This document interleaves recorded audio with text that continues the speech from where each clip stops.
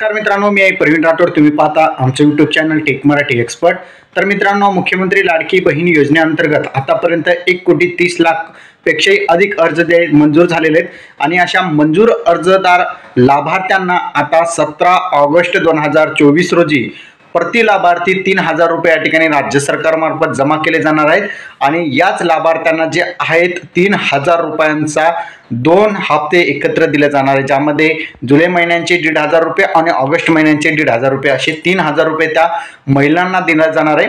आणि एक महत्त्वपूर्ण अट आहे की ज्या महिलांच्या बँक खात्याला आधार नंबर लिंक आहे त्याच बँक खात्यामध्ये या ठिकाणी हे पैसे जमा होणार आहे. एक पहिली अट म्हणजे तुमचा अर्ज जो आहे मंजूर असणे गरजेचे आहे. दुसरं म्हणजे तुमच्या बँक खात्याला आधार नंबर लिंक असणे गरजेचे आहे. यात जर दोन बाबी तुमच्या कंप्लीट असेल, पूर्ण असेल, तर तुम्हाला या ठिकाणी 17 ऑगस्ट रोजीचा हप्ता तुम्हाला दिला जाणार आहे. नाहीतर तुम्हाला 17 ऑगस्ट रोजीचा हप्ता हा मिळणार नाही, लक्षात ठेवायचे.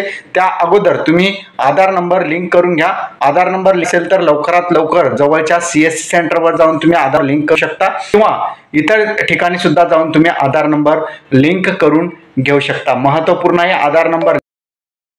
पहिली अट जी म्हणजे तुमचा अर्ज मंजूर असणे गरजेचे आणि दुसरी अट म्हणजे तुमच्या बँक खात्याला आधार नंबर लिंक असणे गरजेचे. ज्या बँक खात्याला आधार नंबर लिंक असेल त्याच बँक खात्यामध्ये पैसे जातील. जिल्हा मध्यवर्ती बँक असो, कोणतीही बँक असो, नॅशनलाइज बँक असो, त्या बँक खात्यामध्ये हे पैसे जातील. त्यामुळे तुम्हाला माहीत असणे गरजेचे की तुमचे पैसे हे आधार नंबरवर पाठवले जाणार आहे आणि त्यामुळे ज्या बँक खात्याला आधार नंबर लिंक आहे त्याच बँक खात्यामध्ये पैसे तुम्हाला मिळणार आहे, जमा होणार आहे.